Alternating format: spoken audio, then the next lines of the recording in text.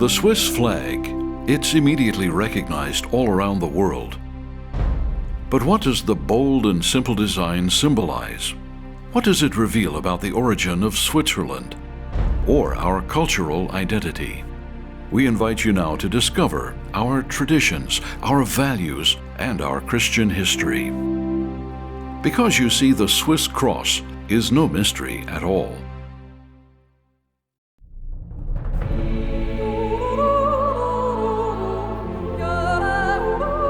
Perhaps without ever having been here yourself, you just know where these pictures were taken. Switzerland. Our mountains rise out of the center of Europe as if you could just roll downhill to anywhere else in the continent.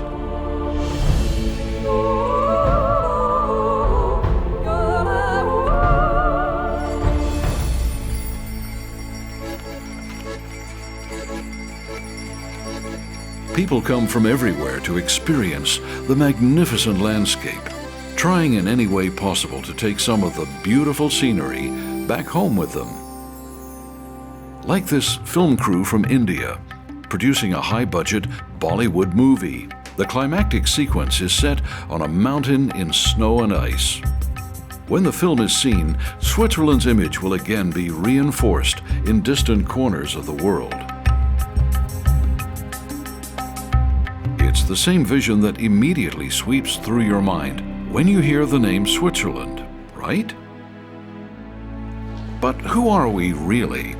What is our unique identity, the Swissness as we call it, that makes us tick? Part of our identity involves some of the other things you immediately picture when you hear the name Switzerland. Small villages, beautiful lakes, our international banking industry,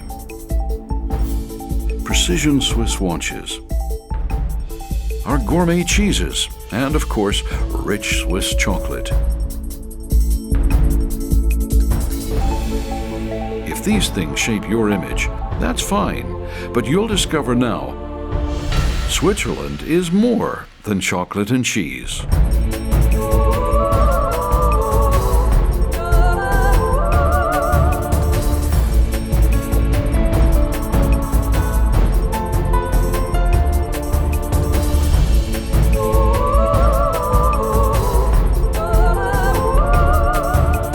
We think you'll see why, though visitors may come for Switzerland's natural beauty to begin with, that it's our history, our culture, and the unique Swissness into which this has evolved that makes folks want to come back again. For a visitor to understand this feeling of Swissness, you must realize that the small size of our country allows and encourages our unique culture. Just a few basic facts may help to put this in perspective. Switzerland has 7.5 million citizens living in 26 regions. These regions are known as cantons. We're one people now, but we have 4 cultural backgrounds, and we actually speak 4 languages: French, German, Italian, and Romanish. Our society is not a recent blending, for our history actually goes back 700 years. And through this history, we developed a lot of cultural traditions that are important to Swiss, but might actually appear a little strange, maybe quite strange, to visitors.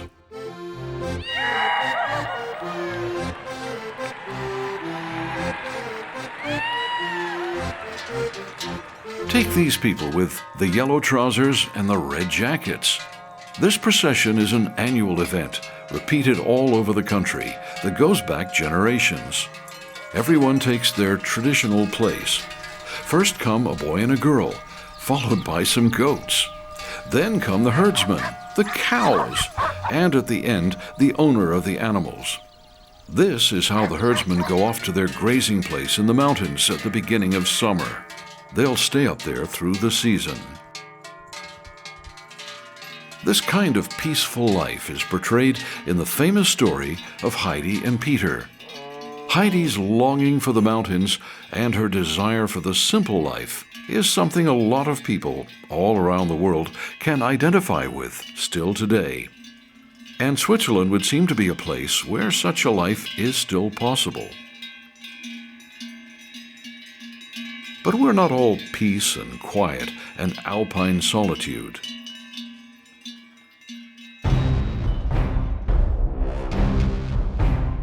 This is our national sport, and it's broadcast on TV.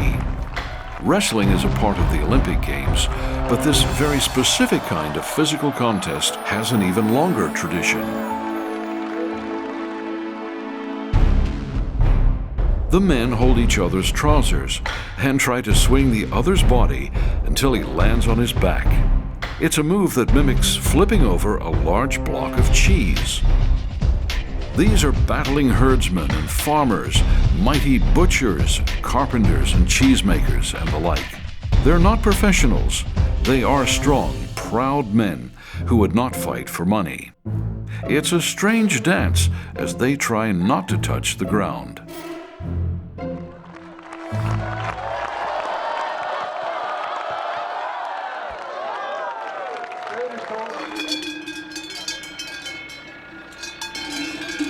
In one part of Switzerland, even the cows wrestle for dominance. Once a year, farmers release their lead cows in an open pasture. The cows don't hurt each other. Once one proves she has the greater strength, the battle is over. Our concept of Swissness includes a respect for great physical strength, strength of character, and physical strength. So while we may seem a quiet and modest people to others, this confidence and emphasis on strength becomes more apparent when people get to know us better. We like to throw big rocks since the 19th century, more or less successfully.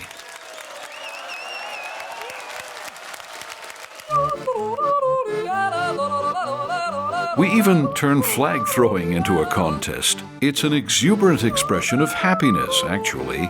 Red and white against a blue sky. And listen to the yodeling. This is our way of expressing joy. Some say it's a kind of prayer. Actually, though, a noisy one.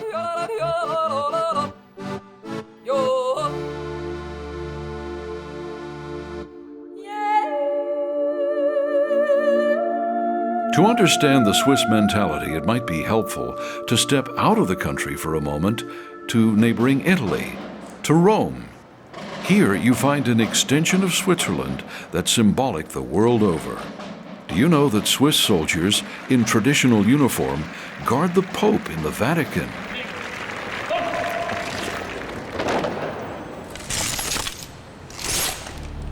This Swiss Army unit goes back 500 years to the Middle Ages.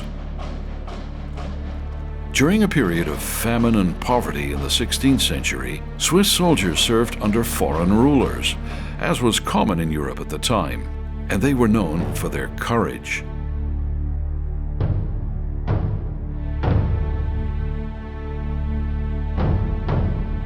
Still today, Swiss guards protect the Vatican from possible attackers.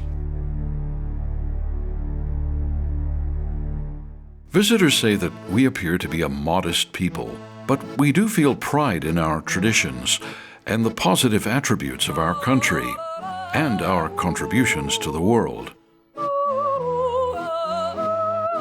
What would the world be without our famous Swiss cheese?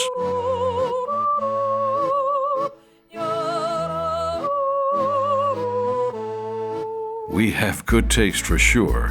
Ah, yes, the chocolate. This too might be symbolic of who we are. And the chocolate might reflect a little more of our character than you realize too. For it's said that if you give the Swiss a little time and let heat do the rest, then we melt and become softer on the outside too.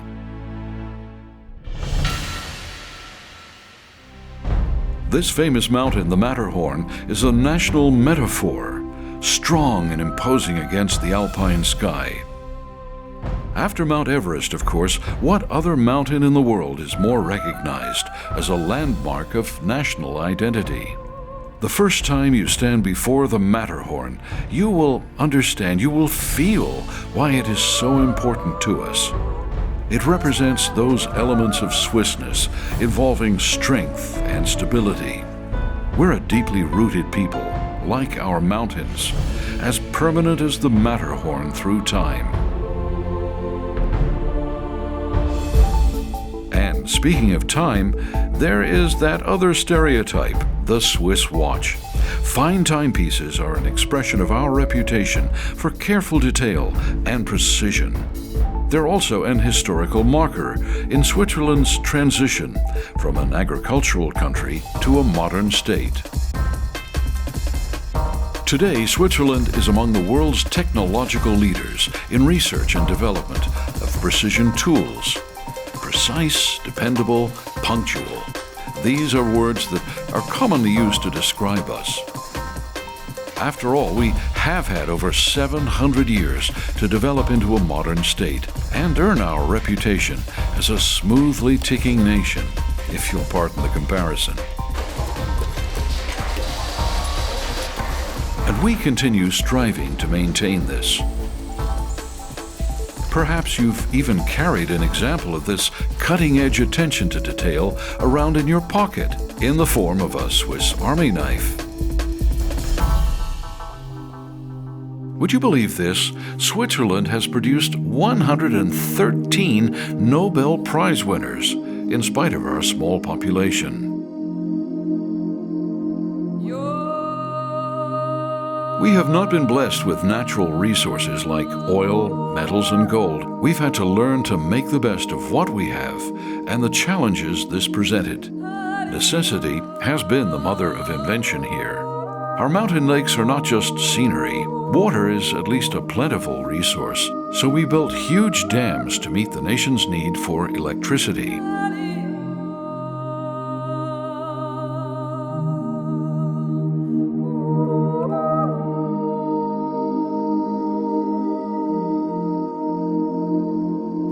And of course, we've also had to overcome our beautiful but difficult terrain. Through the ages, the mountains have presented transportation problems right in the middle of Europe. It didn't seem possible to build a railway through so much granite before we did it, more than 100 years ago. Now it's an easy and speedy trip from Italy to the south of us to Germany in the north.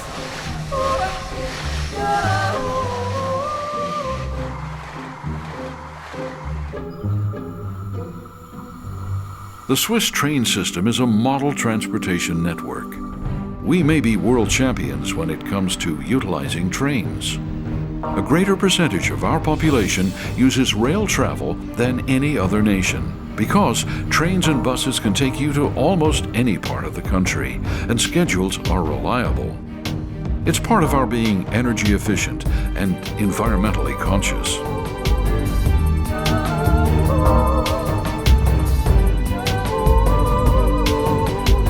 But up to now, we've been talking about practical things. There's more to life than trains running on time. There's vision and adventure, and we revere those who exemplify this dimension of Swissness.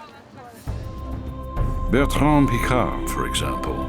He became the first to circle the globe in a hot air balloon without ever touching the ground. That's high-risk adventure.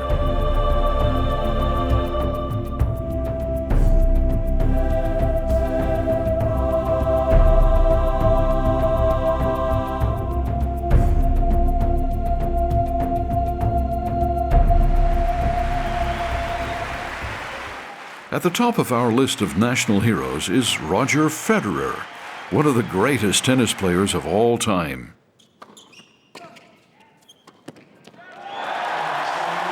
Here at home, he's viewed as the perfect future son-in-law for every mother and father. His countrymen are proud of how Roger has represented the nation. And true to his national culture, it makes sense, doesn't it, that Roger has been a very consistent, dependable, and modest champion.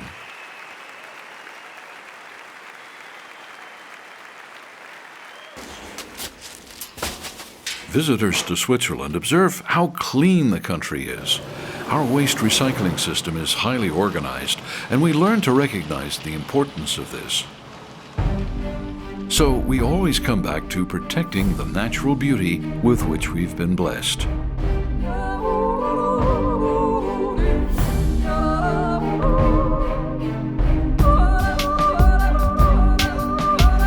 We have waterfalls. We have rivers flowing slowly across the land. We have clear lakes. We have 4 full seasons to enjoy through the year.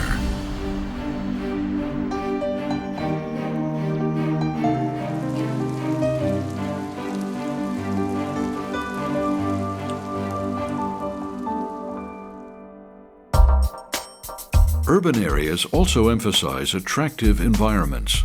Swiss cities all maintain attractive historic districts in their centers.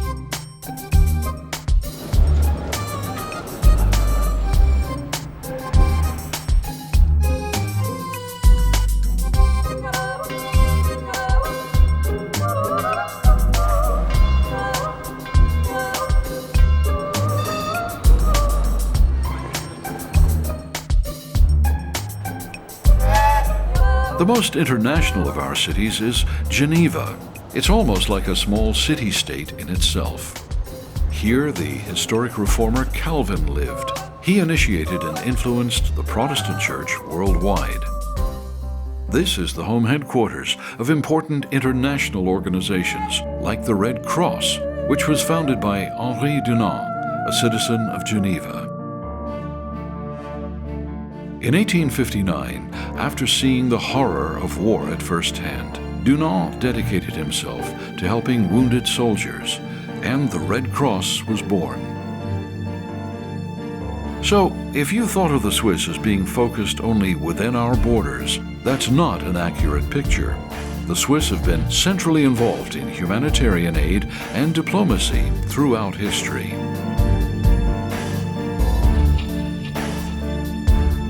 By now, you see there are many more good things to Switzerland than just chocolate and cheese. But this is a complex modern society, and fortunate though we are, it's not quite utopia yet. There are things we Swiss are uneasy about. Some disappointments aren't really important. Sure, we wish our ski champions still dominated the mountains of the world as they used to, but oh well, that's history. Other changes have had more serious impact and reflect the challenge of an ever-changing, interrelated world, here as elsewhere. For instance, when the national airline Swissair had to close up shop, this was a blow to our national pride.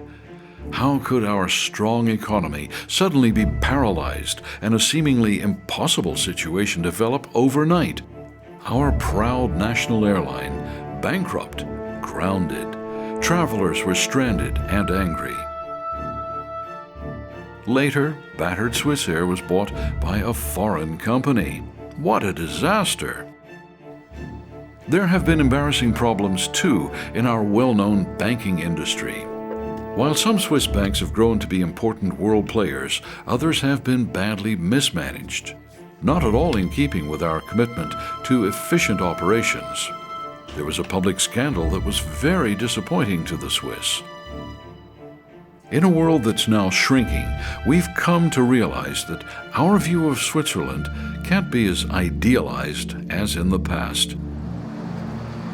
We have actually been getting used to too much traffic now. Climate change is obvious in the mountains. Our glaciers are melting, like others around the world. And the effects are not just long-term, there are immediate effects. This mudslide is an example.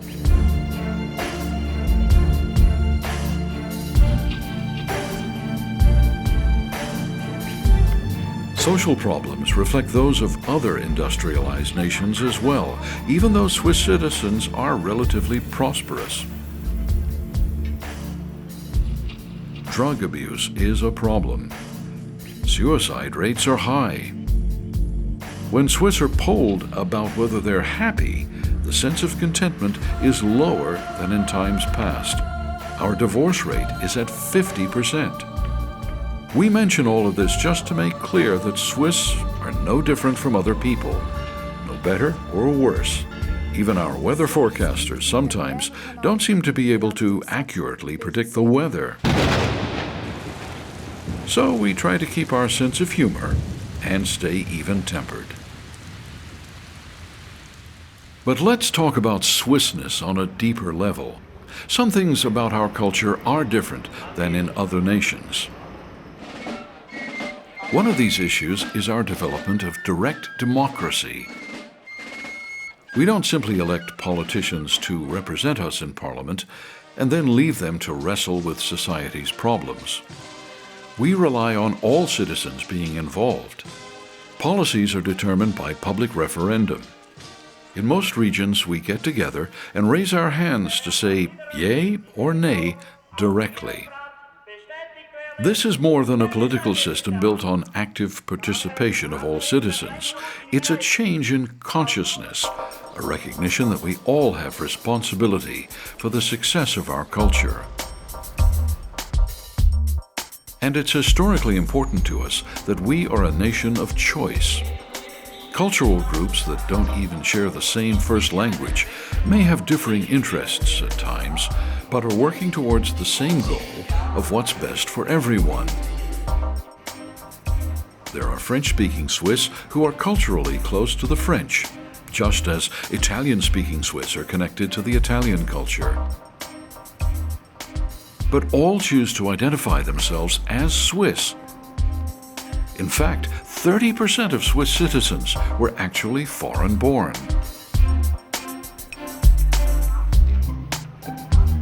There are different traditions, different architectural styles, different issues, and different points of view that require patience and commitment when consensus must be reached.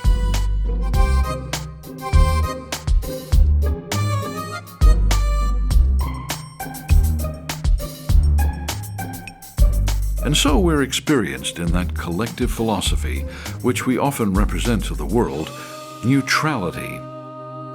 This has a deep meaning for us and has been central to our thinking, working things out instead of taking sides. In times of war, we resist the emotional pull to force solutions and instead seek to negotiate between warring factions. We're aware that other nations may not always understand the Swiss emphasis on neutrality, but this fundamental element of Swissness has a lot to do with how this small nation was carved out in the first place.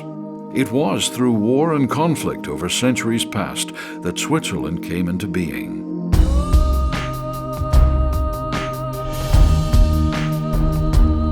We learned that differing groups frequently had to get along with one another to fight larger common enemies from outside.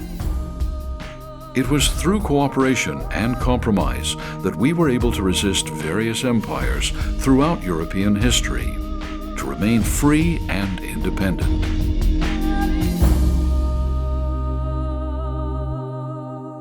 This will to live as a free people found expression in the fictional but representative story of a national hero, William Tell, as shown in a movie from the 60s.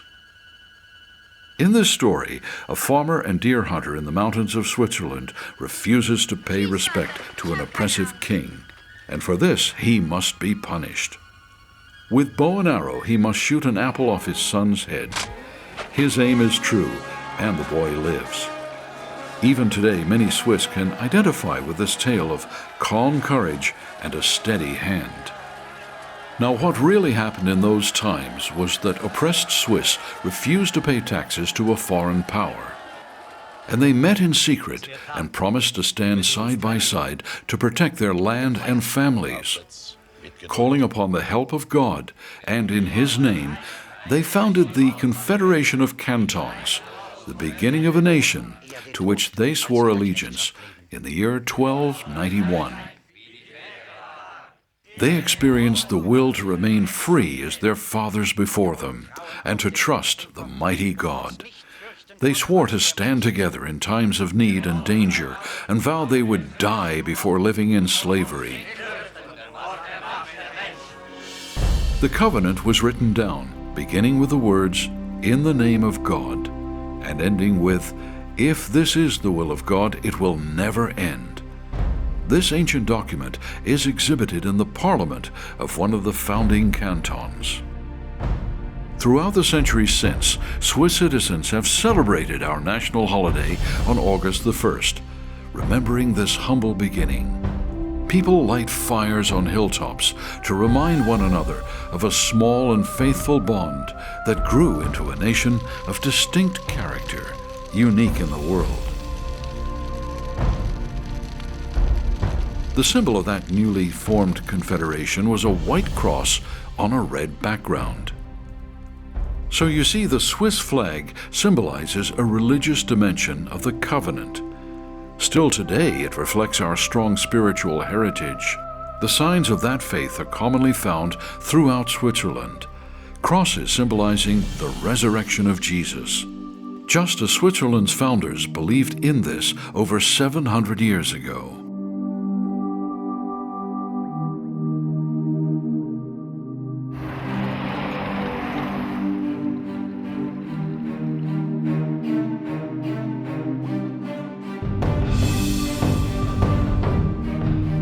Today, Switzerland is a modern secular nation, and we debate the relationship between religion and government. Only a minority are active churchgoers who profess the trust in God from which our nation began.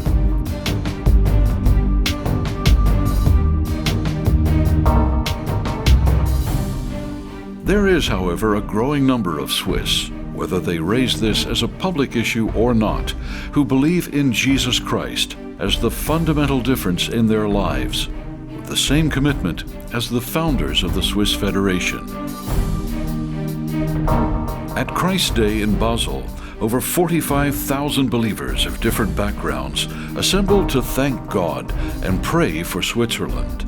Flag bearers of the 2,800 political communities formed a cross. A special emphasis was laid on prayer and blessing for the more than 100 countries that were represented by their national flags.